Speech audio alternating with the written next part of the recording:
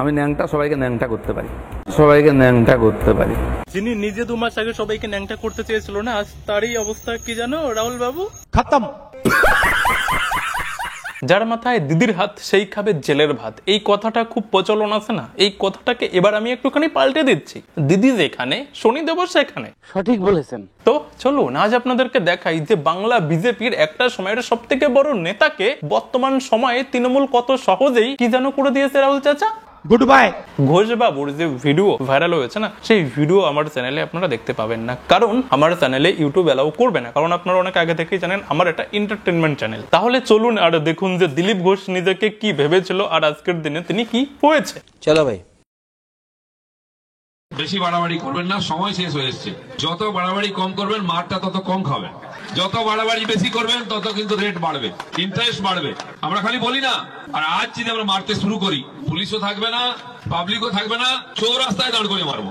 দিলীপ ঘোষ এখানে বলছে দরকার এখানে এসে পিটবো, আর ওই কাউন্সিলরকে বলে দিন কত গায়ে তেল হয়েছে, তোর জামা কাপড় খুলে নেবো চৌরাস্তায়, তোর বাবু বাঁচাতে পারবে না। এটা হচ্ছে দিলীপ ঘোষের সেই পুরনো ভিডিও। আর দেখুন প্রকৃতপক্ষে না দিলীপ ঘোষকে লোকে এতটাই সমর্থন করতো ওই সময় যে দিলীপ ঘোষ যা বলতো, মানে বলতে বলতে অতিরিক্ত যদি বলে দিত না, তাহলেও তার কর্মী সমর্থকরা সেটা আরামসে হজম করে নিত।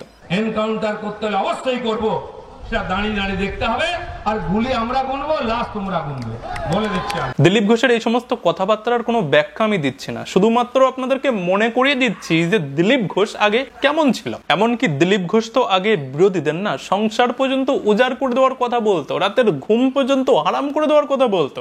যদি বলেন তো চ্যালেঞ্জ করুন, কলকাতা থেকে একটা মন্ত্রীকে বেরোতে দেবো, এমন ঠেঙাবো ব্যান্ডেজ বাঁধার জায়গা পাবেন না কোথাও, হসপিটালে জায়গা হবে না। বিজেপি জঙ্গি পার্টি, যদি জঙ্গি হয়ে যায় দুদিনে আপনার এই যে সুখের সংসারটা উজাড় করে দেবো, সুখের কাঁথায় আগুন দিয়ে দেবো, খাওয়া ঘুম তুলে দেবো আপনার। যে দিলীপ ঘোষ একটা সময় তৃণমূলের রাতের ঘুম হারাম করে দিতে চেয়েছিল, পুরো সংসারটাকে উজাড় করে দিতে চেয়েছিল, আজ সেই তৃণমূলই হয়তো এই দিলীপ ঘোষের রাতের ঘুম হারাম করে দিয়েছে, পুরো সংসার উজাড় করে দিয়েছে শুধুমাত্র দিলীপ ঘোষের এই সরলতার সুযোগ নিয়ে। আর দিলীপ ঘোষকে এখনই সরল বললাম কেন জানেন? কারণ দেখুন বিজেপি থেকে দিলীপ ঘোষ অবশ্যই এই বাংলায় একজন স্ট্রং নেতা অবশ্যই হয়ে উঠতে পেরেছে, কিন্তু দিলীপ ঘোষ কোনোদিনই চালাক চতুর নেতা কখনোই হয়ে উঠতে পারেনি, এটাই ওনার প্রথম কমজোরি। আর দ্বিতীয় কারণটা কি জানেন? দ্বিতীয় কারণটা শুনলে আপনারাও হাসবেন, আর এটাই বাস্তব। দিলীপ ঘোষ যে কোনো ব্যক্তিকে খুব সহজেই বিশ্বাস করে ফেলে, আর সেই জন্যই আজকে ওনার এই পরিণতি। বুঝতে পারছেন ব্যাপারটা আমি কি বলতে চাইছি? কখনোই ইনি কুণাল ঘোষের সঙ্গে সৌজন্য সাক্ষাতে চলে যান, আবার কখনোই ইনি মমতা ব্যানার্জির ডাকে দৌড়ে চলে যান। দেখুন এগুলো ছিল খুবই সামান্য ব্যাপার, কর্মী সমর্থকরা মেনে নিয়েছে, আর যারা মানতে পারেনি তারা পরবর্তীতে মেনে নিত, কারণ এগুলো সামান্য ব্যাপারই ভাই, আমার কাছে তো খুব সামান্য ব্যাপার ছিল। কিন্তু এর পরে যেগুলো দিলীপ ঘোষ করেছে না, এগুলো শুধু আমি নয় কেউই সামান্যভাবে নেয়নি। দিলীপ ঘোষ ওখানে গিয়ে মমতা ব্যানার্জিকে একদম ভগবানের ওই মন্দির করার জন্য যোগ্য ব্যক্তি ছিল, তার সার্টিফিকেট দিলীপ ঘোষ ওখানে দাঁড়িয়ে দিয়ে এসছে। ভগবান যাকে যোগ্য মনে করেন তার হাত দিয়ে করিয়ে নেন, তিনি মুখ্যমন্ত্রী হাত দিয়ে একটা ভালো কাজ করে নিয়েছেন। মানে একবার ভাবুন, ভগবান মমতা ব্যানার্জিকেই একমাত্র যোগ্য মনে করেছেন, যে মমতা ব্যানার্জি এখানে ওখানে মঞ্চে দাঁড়িয়ে আল্লাহু আকবার করতে শুরু করে দেয়, যে নিজে বলে যে আমি কাফির নই, সে হচ্ছে ভগবানের কাছে যোগ্য ব্যক্তি, তার সার্টিফিকেট দিচ্ছে কে? দিলীপ ঘোষ। ভগবান যাকে যোগ্য মনে করেন তার হাত দিয়ে করিয়ে নেন। এটা মানে কিরকমের লেগেছিল যারা বিজেপিকে সমর্থন করে না, তাদের মনের ব্যাপার আমি খুব ভালো করে জানি, কারণ আমিও তো। এর পরেও দিলীপ ঘোষ কি করেছিল জানেন? ক্যারেক্টার সার্টিফিকেট দিচ্ছিল মমতা ব্যানার্জিকে। কি ক্যারেক্টার সার্টিফিকেট জানেন? দেখুন, যে দুর্নীতি টিএমসির নামে গন্ধ আছে, মমতা ব্যানার্জির নামে কেউ কেস করতে পেরেছে? মমতা ব্যানার্জির বিরুদ্ধে কোনো দুর্নীতির কেস, কোনো ক্রিমিনাল কেস আছে? বিজেপির নেতাদের কাছেই যদি মমতা ব্যানার্জি ভালো হয়, তাহলে শুধু শুধু এই বাংলায় বিজেপিকে মানুষ ভোট কেন দেবে? সোজা মমতা ব্যানার্জিকেই দেবে না? সঠিক বলেছেন। বর্তমানে দিলীপ ঘোষ মমতা ব্যানার্জিকে নিয়ে যে সমস্ত কথাবার্তা বলছে না, সেম এই কথাগুলোই আজ থেকে 1-1.5 বছর আগে দেখুন দিলীপ ঘোষ মমতা ব্যানার্জিকে নিয়ে কিভাবে বলেছিল। আজকে চুরিটাকে আপনারা সার্বজনীন করেছেন, বাঙালির মাথা নিচু করে দিয়েছেন, বাঙালি জাতি চোর এটা প্রতিপন্ন করেছেন আপনারা। আমার তো মনে হয় মমতা ব্যানার্জি যখন রেলে মন্ত্রী ছিলেন তখন থেকে চুরির প্র্যাকটিস শুরু হয়েছে। তো এবার আপনারাই বলুন তো যে দিলীপ ঘোষকে মমতা ব্যানার্জি এমন কোন ম্যাজিক দেখিয়েছে যে ম্যাজিকে মমতা ব্যানার্জি হঠাৎ করে দিলীপ ঘোষের কাছে এতটা পবিত্র হয়ে গেল? गोलमाल है भाई, सब गोलमाल है। দিলীপ ঘোষের এই সমস্ত কথাবার্তা এবং কর্মকাণ্ড দেখে যখন কর্মী মানে সাধারণ বিজেপির কর্মী থেকে শুরু করে আমাদের মতো ইউটিউবাররা দিলীপ ঘোষকে নিয়ে সমালোচনা করতে শুরু করলো, তখন দিলীপ ঘোষ কি করেছে জানেন? সেটা আপনারাই শুনুন।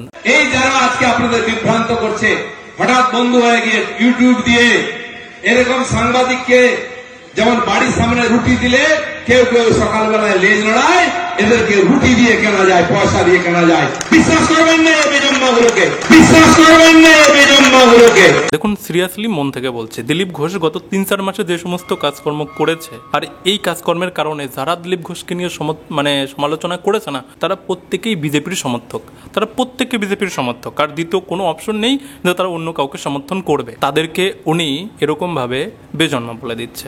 আরে বেজন্মার দল।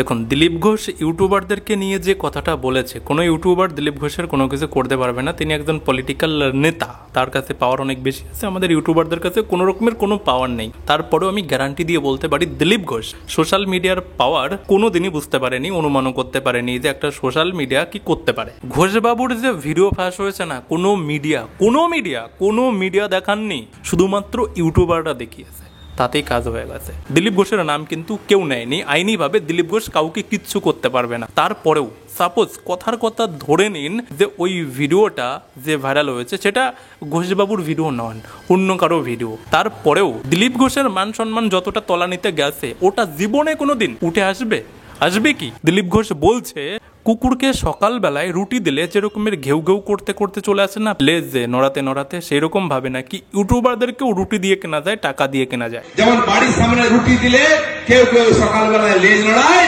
এদেরকে রুটি দিয়ে কেনা যায়, পয়সা দিয়ে কেনা যায়। বিশ্বাস করবেন না বেজন্মাগুলোকে। দিলীপ ঘোষ যেভাবে বলছে না যে আমাদের মতো ইউটিউবারদেরকে টাকা দিয়ে কিনে নেওয়া যায়, এমনকি একটা রুটি দিয়েও নিয়ে নেওয়া যায়। আমাদের ভ্যালু এতটা কম যে আমাদের মতো মানুষদেরকে একটা রুটিতেই হয়ে যায়, বেশি কিছু লাগে না। আমাদের ইজ্জতই নেই ভাই সমাজে, আমাদের কোনো ইয়েই নেই, ইউটিউবারদের কোনো ভ্যালুই নেই। এখানেও দিলীপ ঘোষ বুঝতে ভুল করে ফেলেছে যে আজকের দিনে যারা সোশ্যাল মিডিয়াতে তৃণমূলের ব্যান্ড বাজাচ্ছে না, তার আগে তৃণমূল কি করেছে, তৃণমূল এই সমস্ত আমাদের মতো মানুষদেরকে ফেক কেস দিয়ে জেল পর্যন্ত খাটিয়েছে, শুধু ফেক কেস দিয়ে। আর আজকের দিনে সোশ্যাল মিডিয়াতে বিশেষ করে ইউটিউবে যারা এই যে তৃণমূলের ব্যান্ড বাজাচ্ছে না, তারা ওই শিক্ষাটা নিয়ে এসে তৃণমূলকে ব্যান্ড বাজাচ্ছে। ঠিক আছে, জেল খাটা, আমাদেরকে জেল খাটতে হয়েছে। আমি নিজে 11 দিন জেল খেটে এসেছি, কত ইউটিউবাররা মাসের পর মাস জেল খেটে এসছে, তারপরে তারা সেই জ্বালা যন্ত্রণা আজকে তৃণমূলকে ব্যান বাজাচ্ছে। এরকম সাংবাদিককে যেমন বাড়ির সামনে রুটি দিলে কেউ কেউ সকালবেলায় লেজ লড়ায়, এদেরকে রুটি দিয়ে কেনা যায়, পয়সা দিয়ে কেনা যায়। ए जी मंगल भवानया मंगल हारे।